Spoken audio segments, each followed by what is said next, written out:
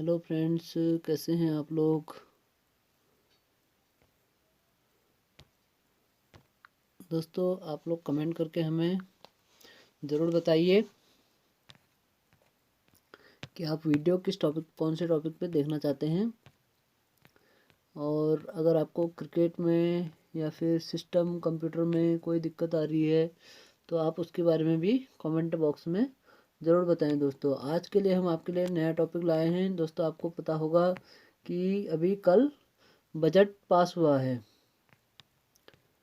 तो दोस्तों, हम आपको बजट के बारे में जानकारी देना चाह रहे हैं। जानकारी एनालिसिस के बेस पे है। तो दोस्तों, अगर आपने अभी तक हमारा चैनल ऑल टेक कनेक्ट को सब्सक्राइब नहीं किया है तो प्लीज़ सब्सक्राइब कर लीजिए। और आप लोगों का साथ मिल पा रहा है, इसके लिए हम आपका तहे दिल से धन्यवाद करते हैं। और आप लोगों का साथ हमेशा मिलता रहेगा, ऐसी उम्मीद है। तो आइए हम आपको ले चलते हैं कि और आपने दोस्तों अभी तक हमारी कोई वीडियो नहीं देखी है तो प्लीज़ पूरी वीडियो देखें दोस्तों। तो आइए ले चलते हैं हम बजट के ऊपर। डॉक्टर साहब टॉपिक बता मेरा रहे हैं। फेवरेट है, बजट। ना पक्ष की ना विपक्ष की बात करेंगे, निष्पक्ष। मेरे साथ में बीजेपी, कांग्रेस, हिंदू, मुस्लिम नीचे कमेंट बॉक्स में मत करिएगा। नमस्कार, मैं Vivek Bindra, founder and CEO बड़ा बिजनेस.com। आज का बजट यानी कि ईयर मार्क किया गया है, कुछ पैसा बजट बनाया गया है। घर में भी महिलाएं बजट बनाती हैं। सिंपल है ये। बजट बनाने का मतलब है किस चीज में कितना पैसा खर्च करूंगी। घर की महिला सोचती है, ऐसे ही हमारी देश की महिला निर्मला सीतारमन ने सोचा कहां पे कितना पैसा खर्च किया जाए, देश को कैसे आगे बढ़ाया जाए। तो बजट समझने से पहले इकोनॉमी को समझते हैं। और इकोनॉमी चलाने के 3 तरीके होते हैं। पहला तरीका क्या है? कंजम्पशन। दूसरा कंजम्पशन है, तीसरा भी एक्चुअली कंजम्पशन है। यानी कि जब लोग पैसा खर्च करते हैं तो इकोनॉमी आगे बढ़ती है। तो इकोनॉमी बढ़ाने के लिए पैसा खर्च करना जरूरी है। अब उसके 2 तरीके हैं, एक है शॉर्ट टर्म, एक है लॉन्ग टर्म। इस सारे बजट में कुछ चीजें प्लस थी, कुछ माइनस थी। मैं दोनों बताऊंगा और आपको आसान तरीके से समझा दूंगा। पहले ध्यान से समझ लेते सुनेगा हैं। दोस्तों। कंजम्पशन के लिए चाहिए पर्सनल डिस्पोजेबल इनकम, यानी कि जेब से पैसा निकालने की क्षमता। और जेब से पैसा तब निकलेगा जब जेब में पैसा हो। और जेब में पैसा कैसे आएगा, वो इस बजट ने तुरंत तो जेब में पैसा नहीं दिया है। क्या हुआ इस बजट में, समझते हैं। पर्सनल डिस्पोजेबल इनकम मतलब अगर 1 लाख रुपए मेरी इनकम है, 20,000 रुपए मेरी लाइबिलिटी है, तो मेरी बची हुई 80,000 रुपए वो मेरी पर्सनल डिस्पोजेबल इनकम है। आसान है भाई, समझते जाओ आराम से। आपको टोटल 5 बैलेंस शीट देखनी जरूरी है इकोनॉमी के लिए। पहली बैलेंस शीट, जो छोटे बैंक होते हैं वो लोन देते हैं, वो होते हैं एनबीएफसी। दूसरी बैलेंस शीट होती है बड़े बैंक्स की। तीसरी बैलेंस शीट होती है जो बैंक से लोन लेता है, कॉर्पोरेट। और छोटी बैलेंस शीट एक और होती है जिसको चौथी बैलेंस शीट कहूंगा, यानी कि एमएसएमई की बैलेंस शीट। तो ये 4 बैलेंस शीट जब ठीक होती है तो 5वीं बैलेंस शीट हमारे भारत देश की भी ठीक होती है। उसके लिए आपको चाहिए 3 चीजें, एक एक्सपोर्ट, एक फॉरेन डायरेक्ट इन्वेस्टमेंट, बाहर से पैसा आए, एक्सपोर्ट यहां से माल बाहर बेचे तब दोबारा बाहर से पैसा आए, और तीसरा कंजम्पशन, यानी कि एक्सपोर्ट, एफडीआई, कंजम्पशन। ये 3 चीजें बढ़ती हैं। एक्सपोर्ट मतलब जब मैंने बेचा तो मेरे पास डॉलर आया, एफडीआई कोई बाहर से डॉलर लेकर के आया, और कंजम्पशन जब बहुत डॉलर आया तो खर्च करके दिखाया। ये 3 बातें होती हैं। अब समझते हैं इस बजट को। इस बजट में हुआ क्या है, यहाँ पे कैपेसिटी बिल्ड करी गई है हेल्थ केयर के अराउंड, थोड़ी लैब्स को बढ़ाया गया, क्रिटिकल केयर सेंटर्स बनाए गए हैं, टेस्टिंग लैब्स बनाई गई हैं।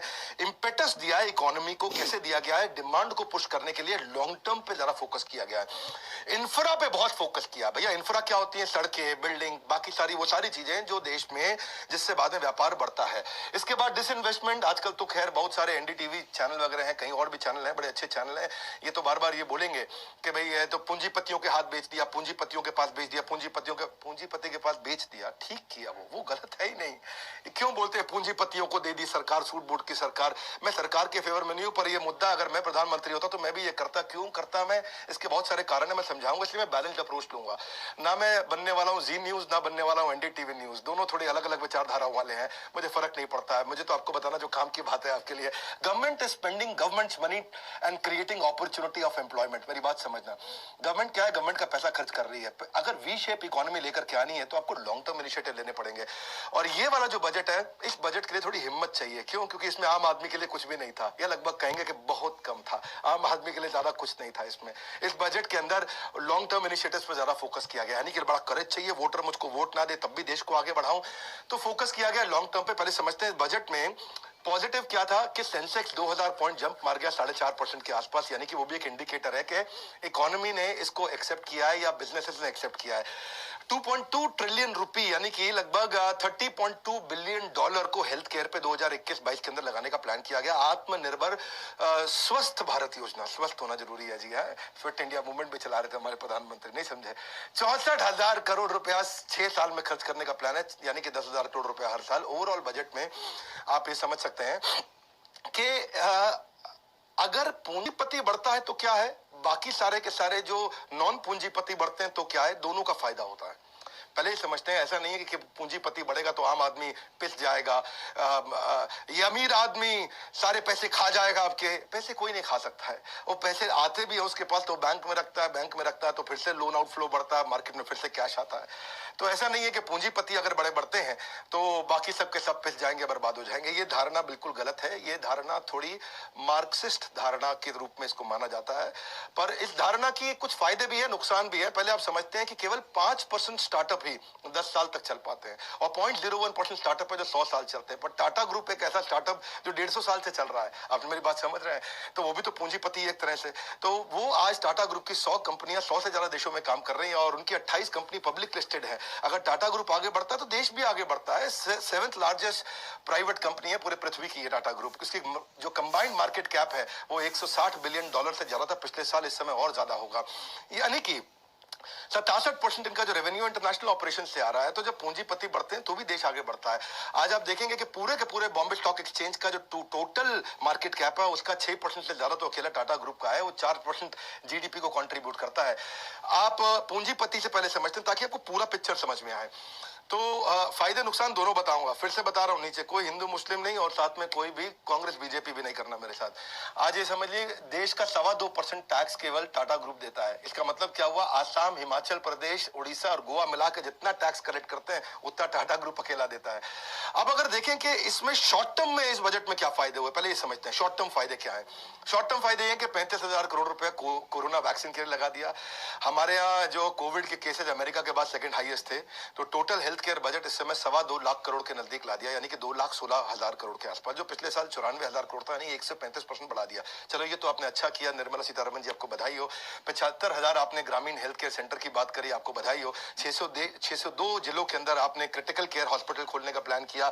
17 पब्लिक हेल्थ यूनिट का भी आपने प्लान किया, बायो लैब्स का प्लान किया और इंडिया में 4 प्रकार की वैक्सीन आ रही हैं। मेरा इसमें विचार क्या, मेरा यह है कि इससे जब चीजें ठीक होंगी तो ट्रैवल टूरिज्म इंटरनल बढ़ेगा, एंटरटेनमेंट बढ़ेगा, बिजनेस में कॉन्फिडेंस आएगा और गवर्नमेंट हेल्थ केयर को अफोर्डेबल और एक्सेसिबल बना रही है। पर ओवरऑल अगर इसको देखें तो ये बजट एम्प्लॉय से ज्यादा एंटरप्रेन्योरशिप पे काम किया है, ये बात तो सच है। यानी कि अच्छा, इसमें एक हिस्सा ये है कि एंटरप्रेन्योर बढ़ता है तो एम्प्लॉय अपने आप बढ़ जाएगा। जब एंटरप्रेन्योर कमाएगा तो वो ज्यादा एम्प्लॉय रखेगा, ज्यादा एम्प्लॉय रखेगा तो ज्यादा एम्प्लॉय को तनख्वाह मिलेगी। इसमें उन्होंने डिस्प्यूट रेजोल्यूशन कमेटी भी बना दी है कि अगर एंटरप्रेन्योर टैक्स नहीं दे पा रहा तो उसको कैसे मदद किया जाए। पर एम्प्लॉय को ओवरऑल मदद नहीं है, लेकिन अभी अर्जेंट फायदों की बात कर रहे हैं, नुकसान अभी बताते हैं आपको। एनआरआई के लिए भी इन्होंने अच्छा कर दिया कि ओपीसी का मतलब क्या होता है, ओपीसी का मतलब होता है 1% कंपनी, एक ऐसा 1% जो आएगा बिना किसी डायरेक्टर के, को फाउंडर के, अपनी कंपनी यहां से चालू कर देगा। पहले उसके लिए 6 महीने उसको रेजिडेंसी चाहिए थी, उसको 4 महीने कर दिया और 1% अपनी रिस्ट्रिक्शन हटा दिए पेड अप कैपिटल की या टर्नओवर नॉर्म्स की, तो 1% अपने आप सीधा अपनी कंपनी चालू करेगा। उसका भी बड़ा फायदा है, दुनिया भर से लोग आएंगे इंडिया में आके कंपनी चालू करेंगे, उसका फायदा होगा। दूसरा, डिसइन्वेस्टमेंट किया, ये भी ना, इसके फायदे नुकसान लोग दोनों बताते हैं, मैं इसका फायदा ही बताऊंगा आपको। 2.25 लाख करोड़ रुपए का इन्होंने टारगेट रखा है। इन्होंने टैक्स पेयर पे प्रेशर नहीं डाला कि भैया मुझको और टैक्स दो, मेरा कोरोना में पैसा लग गया, मुझे किसान के लिए कुछ करना है मुझे, तो टैक्स पेयर को उन्होंने कहा तुम ऐसे ही रहो, तुमको नहीं छेड़ाखानी करेंगे। इन्होंने क्या किया, डिसइन्वेस्टमेंट का मतलब क्या है, गवर्नमेंट आईपीओ भी लेके आएगा, एलआईसी का, BPCL, shipping corporation, container corporation of India, IDBI, Nilachal इस्पात, पवन हंस, एयर इंडिया, इन सबको डिसइन्वेस्टमेंट का मतलब थोड़ा बेचेंगे, इसमें प्राइवेटाइजेशन लेकर के आएंगे। इससे क्या होता है, फिस्कल डेफिसिट घटता है।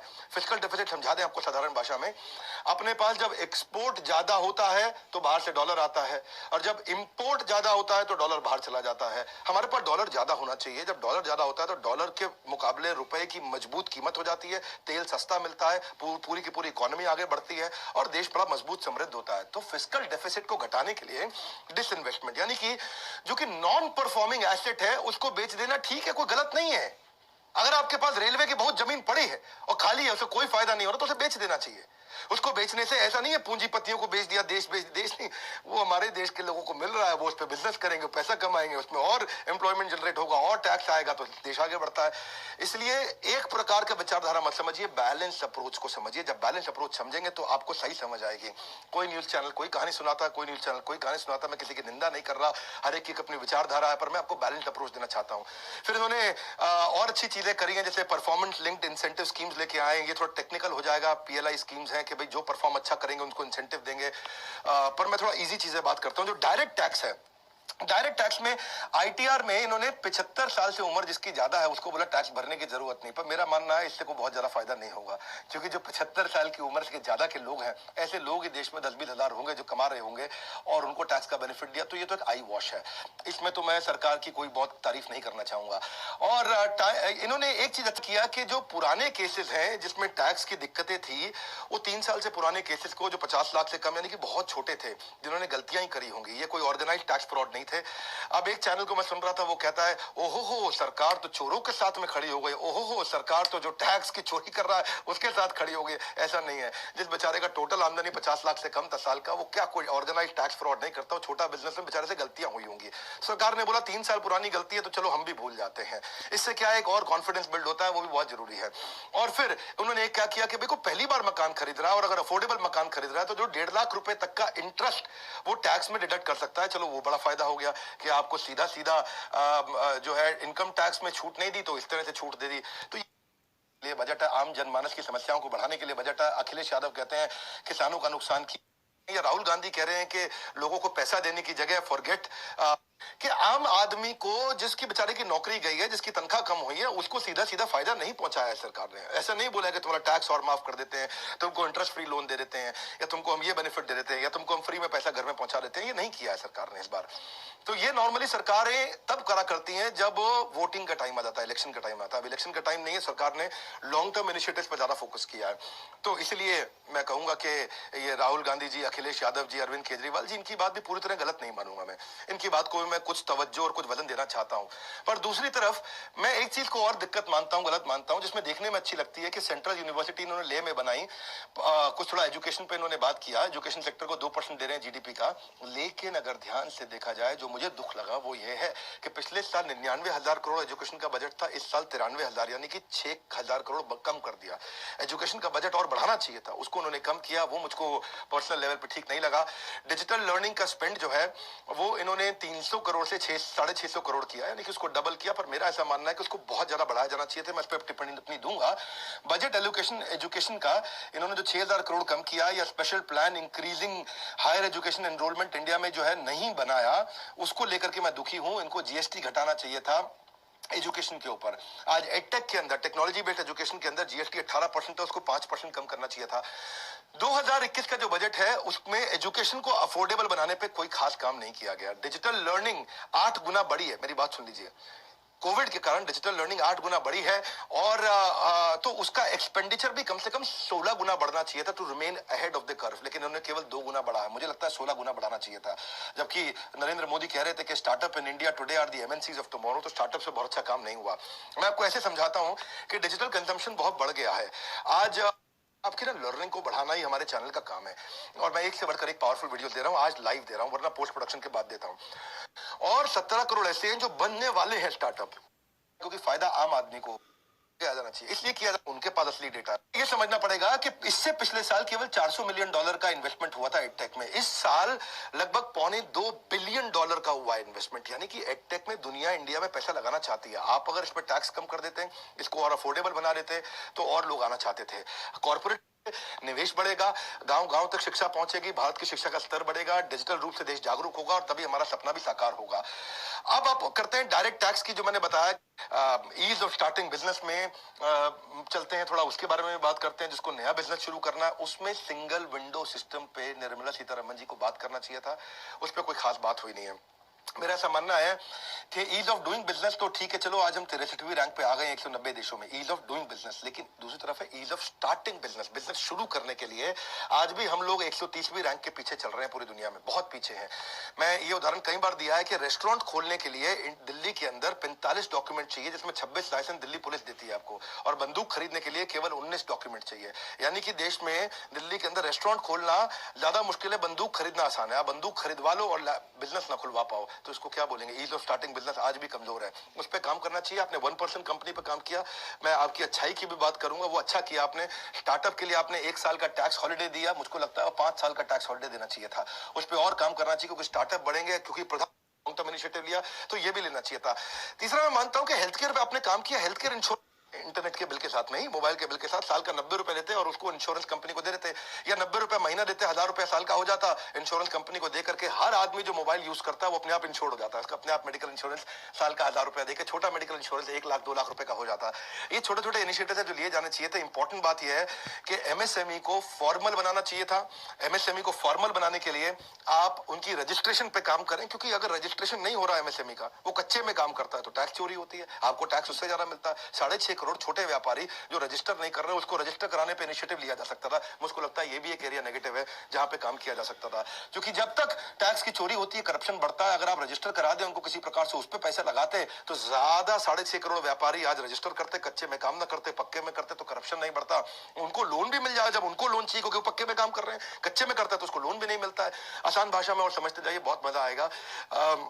आज आप ये देख सकते हो हमारे साथ, मजे की बात क्या है कि हालांकि ये सारी चीजें पॉजिटिव लगती हैं, लेकिन अच्छा एक चीज और बता देता हूं मैं आपको, जैसे जैसे याद आता जा रहा है, क्योंकि मुझे ऐसा लगता है जब मैं भागता हूं ना तो मेरे बॉडी से पसीना नहीं निकलता, कंटेंट ही निकलता है। मैं इतना जल्दी जल्दी बोलता हूं, और आप भी नोट्स बनाते जाइए अगर आपको मजा आ रहा है तो। कैपिटल गेन के एग्जेम्पशन पे आपने 31 मार्च 2022 तक का बेनिफिट दिया, मुझको लगता है और दिया जा सकता था। यानी कि जैसे कोई बाहर से इन्वेस्टमेंट लेके आ रहा है, एक कंपनी जो आज 10 करोड़ की है, जब वो 100 करोड़ की हो जाती है तो आपने कहा कि ठीक है, उस पर जो टैक्स लगने वाला, यानी कि 90 करोड़ पे अगर 30% टैक्स लग जाएगा तो बहुत पैसा टैक्स का देना पड़ता है। इसलिए इन्वेस्टर वहां जाना चाहता है जहां पे टैक्स का उसको बेनिफिट मिल जाए। तो ऐसी जगह पे जहां पे स्टार्टअप का अगर कैपिटल गेन हो रहा है तो उसमें इन्वेस्टमेंट पर टैक्स कम करना चाहिए था। आपने 1,500 करोड़ रुपए लगाया, उसके लिए मैं आपको बधाई देता हूं। आपने डिजिटल मोड पेमेंट के लिए, जिसमें अपनी फिनटेक कंपनी जाती है, यानी कि टेक्नोलॉजी बेस्ड फाइनेंस, उसको आपने बेनिफिट दिया। लेकिन अगर आप इजराइल से सीखें, डेलावेयर से सीखें, तो इनका बहुत ज्यादा स्टार्टअप को लेकर टैक्स फ्रेंडली हैं ये लोग। इजराइल में तो हालांकि ऐसा है कि मेरे को मौका लगे तो मैं तो बहुत चर्चा करना चाहूंगा इसके ऊपर। इजराइल का जो पॉलिसी है वो ये है कि भैया आप स्टार्टअप हो, हाँ मैं स्टार्टअप हूँ, अच्छा फिर क्या करना है हमको? भैया 5 करोड़ रुपए दे दो, हम बिजनेस शुरू करना चाहते हैं। सरकार कहती है ले लो 5 करोड़ रुपया। अब सरकार कहती है तू सफल हो गया तो टैक्स ले लेंगे, तू विफल हो गया तो तुझे कर्जा वापस चुकाने की जरूरत नहीं है। क्या ठीक सुन रहे हो? सुनो मेरी बात, अगर तू सफल हो गया तो टैक्स दे दियो, विफल हो गया तो 5 करोड़ रुपए वापस चुकाने की जरूरत नहीं। इसलिए क्या है, वहां पे स्टार्टअप बहुत तेजी से हो रहे हैं। यहाँ पे क्या है, सरकारी नौकरी के लिए लोग पीछे भाग रहे हैं। तो थोड़ा बेसिकली इंटरनेशनल बेस्ट प्रैक्टिसेस को हमारे को देखना चाहिए। अब अगर हम देखें कि क्या चीज पॉजिटिव आपने करी थोड़ी और, वो भी देखते हैं। मैंने नेगेटिव काफी बताई इस बजट के बारे में। पॉजिटिव ये है कि आपने 15,700 करोड़ रुपया, जो कि पिछले साल के मुकाबले डबल है, वो आपने एमएसएमई के लिए लगाया, इन्वेस्ट किया। 3 लाख करोड़ रुपए का इमरजेंसी क्रेडिट लाइन भी आपने लगाया आत्मनिर्भर भारत के लिए, वो अच्छा लगा। बैंकिंग को आपने रिवाइवल करने के लिए 20,000 करोड़ रुपए लगाया, क्योंकि बैंक अच्छे होते हैं तो चीजें अच्छी होती ही हैं। उदय कोटक का कहना है कि ये वाला जो बजट है वो हेल्थ केयर, इंफ्रास्ट्रक्चर और फाइनेंशियल रिफॉर्म का बजट है। मैं सहमत हूं आपसे उदय कोटक जी। आप जो, क्योंकि जब पैसे का आउटफ्लो होता है, जो सरकार ने बड़ा आउटफ्लो किया है, इससे इकोनॉमी को बूस्ट होता है। तुरंत असर नहीं आएगा पर 1 साल में असर दिखाई पड़ता है। तो जिसकी तनख्वाह तुरंत कटी थी उसको बेनिफिट चाहिए था, उसको बेनिफिट नहीं है, ये बात सच है। बैंकिंग और एनबीएफसी जब इंप्रूव होंगे तो ही वो लोन और दे पाएंगे। जब वो और लोन देंगे तो लोग पैसा लेंगे, जब पैसा लेंगे तो बिजनेस बढ़ेगा, जब बिजनेस बढ़ेगा तो एम्प्लॉयबिलिटी बढ़ेगी, एम्प्लॉयबिलिटी बढ़ेगी तो पैसा आएगा, पैसा आएगा तो खर्च होगा। जो मैंने क्या बताया, कंजम्पशन कंजम्पशन कंजम्पशन, इस वीडियो के शुरुआत में। ये मेरा फेवरेट टॉपिक है, मैं खुल के बात करूंगा, आपको मजा आने वाला है। आत्मनिर्भर भारत पैकेज, इन्होंने 2.27 लाख करोड़ का इन्होंने पैकेज लिया ताकि ये स्ट्रक्चरल रिफॉर्म्स लेकर के आ सके। फॉरेन डायरेक्ट इन्वेस्टमेंट इंश्योरेंस में आप लेके आए, मेडिकल इंश्योरेंस की कमी छोड़ी है वो मैं बता चुका हूं, लेकिन आप लेकर के आए 49% से 75% ले आए, वो अच्छा है। इसे इंश्योरेंस की और कंपनीज आएंगी और पैसा इन्वेस्ट करेंगी। और गवर्नमेंट ने फिनटेक के लिए बड़ा अच्छा काम किया है। गुजरात के अंदर एक फिनटेक सिटी जिसको बोलते हैं गिफ्ट का मतलब है गुजरात इंटरनेशनल फिनटेक सिटी, तो वो बड़ा अच्छा आपने इनिशिएटिव लिया है। तो इंफ्रास्ट्रक्चर इन्वेस्टमेंट कैपिटल एक्सपेंडिचर जिसपे आपने काम किया उससे हमारे को खुशी हुई। 5.5 लाख करोड़ का आपने कैपिटल एक्सपेंडिचर इंफ्रास्ट्रक्चर पे रखा रखा है, जो कि पिछले साल के 4.39 लाख करोड़ के मुकाबले काफी ज्यादा है। अब लोग कहते हैं कि भाई ये पूंजीपतियों की सरकार है। भैया जब इंफ्रास्ट्रक्चर बनेगा तो प्लम्बर भी आएगा, रोड बनाने वाला भी आएगा, इलेक्ट्रिशियन भी आएगा, बिल्डिंग बनेगी तो कारीगर भी आएगा, जब बिल्डिंग बनेगी तो वो ईंटा लगाने वाला मेसन सब आएगा, कारपेंटर भी आएगा, वो भी तो तनख्वाह लेगा, तो कैसे नहीं बढ़ेगी इकोनॉमी? ऐसा नहीं है, पूंजीपति के बढ़ने से ऐसा नहीं होता है कि इकोनॉमी नहीं बढ़ती है, बढ़ती है। पूंजीपति ये नहीं है कि पैसा खा गया, पैसा खा गया। क्या ब्रेकफास्ट में नोट खाता है वो 2000 रुपए के? हाँ, ऐसा नहीं होता है। तो पहले समझिए कि पूंजीपति बढ़ने से भी देश बढ़ता है और देश में गरीब के बढ़ने से भी देश बढ़ता है। ये दोनों उपाय हैं। एक उपाय यहाँ से है कि जब आप टॉप को एम्पावर करके पूरे के पूरे मिडिल और बॉटम को एम्पावर कर दो, या मिडिल को एम्पावर करके टॉप और बॉटम को एम्पावर कर दो। जब केवल बॉटम को एम्पावर कर दोगे तो पैसा खर्च कर देगा, वो ग्रो नहीं कर पाता है। तो आपको सब तरफ से चलना जरूरी है इस समय। तो इंफ्रास्ट्रक्चर के क्रिएशन की मैं बधाई देता हूं आपको। रोड आप बनाने जा रहे हैं, जिससे डोमेस्टिक टूरिज्म भी बढ़ेगा, इकोनॉमी को इंपेटस मिलेगा, डिमांड आगे चल के पुश होगी और एम्प्लॉयमेंट नेचुरली जनरेट होगा। इलेक्ट्रिसिटी प्रोवाइडर के साथ में एक अच्छा काम आपने क्या किया कि आप पोर्ट कर सकते हो। तेरी इलेक्ट्रिसिटी महंगी है, मैं तेरे साथ जा रहा हूं। तेरी इलेक्ट्रिसिटी कंपनी बहुत महंगी है, मैं तेरे साथ जा रहा हूं। तो चोर लग रहा है, मैं तेरे साथ जा रहा हूं। तो उसका मतलब क्या हो गया? कंज्यूमर एम्पावर हो गया। उसका जिसके साथ मन करे उसके साथ जाएगा। जैसे मोबाइल में होता है, वोडाफोन नहीं समझ में आ रहा, जियो में चले जाऊं, जियो समझ नहीं आ रहा, एयरटेल में चले जाऊं। इससे कंज्यूमर एम्पावर होता है। एग्रीकल्चर के अंदर आपने 16 लाख करोड़ के क्रेडिट का टारगेट आपने लिया। 1000 से ज्यादा आप मंडीज को अब दोबारा से डिजिटल करने जा रहे हैं, वो अच्छी चीज है। देखो, क्योंकि ना आपको जो बीच का तबका है उसको एम्पावर करना इसलिए भी जरूरी था कि जीडीपी का 29% केवल एमएसएमई कंट्रीब्यूट करता है, यानी कि लगभग 1/3, और 33% इंडिया का मैन्युफैक्चरिंग आउटपुट एमएसएमई लेके आता है, यानी कि छोटा व्यापारी। 12 करोड़ लोगों को ये एम्प्लॉयमेंट देते हैं और 48% ये देश का एक्सपोर्ट करते हैं।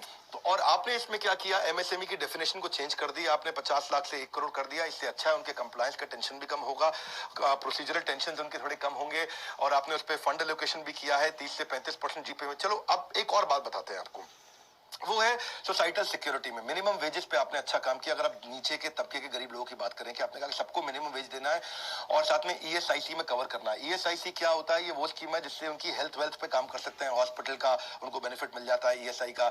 और हाँ, आपने जिसकी मैं बात ऑलरेडी कर चुका हूँ, डिसइन्वेस्टमेंट की, यानी कि विनिवेश की, जिसमें डिफेंस का लैंड, रेलवे की जमीन और पीएसयूज की जमीन को आपने बेचा है। लिक्विडेट आपने किया अनप्रोडक्टिव एसेट को। इसके खिलाफ में कई लोग बोलते हैं बात, मैं इसके खिलाफ नहीं हूं। ये बहुत अच्छा आइडिया है, क्योंकि जब भी आप लिक्विडेट करेंगे अनप्रोडक्टिव एसेट को, जो एसेट मेरे को कुछ कमा के नहीं दे रहा है देश को, जो एसेट देश को कोई इनकम नहीं जनरेट करके दे रहा है, जब आप उसको बेचोगे तो देश में कैश आएगा, कैश आएगा, फिस्कल डेफिसिट मजबूत होगा। फिस्कल डेफिसिट मैं समझा चुका हूं, देश में डॉलर ज्यादा रहना चाहिए, क्योंकि डॉलर ही दुनिया को कंट्रोल करता है। जब हमारे देश में डॉलर ज्यादा होगा तो नेचुरली बेनिफिट होगा। तो ये वोट वाला बजट तो नहीं है, इसमें वोटर्स को नहीं लुभाया गया है। इसको मैं एक प्रकार से देश वाला बजट बोल सकता हूं। इसमें आम आदमी नुकसान में रहेगा, पर थोड़े दिनों बाद आम आदमी को भी फायदा होगा।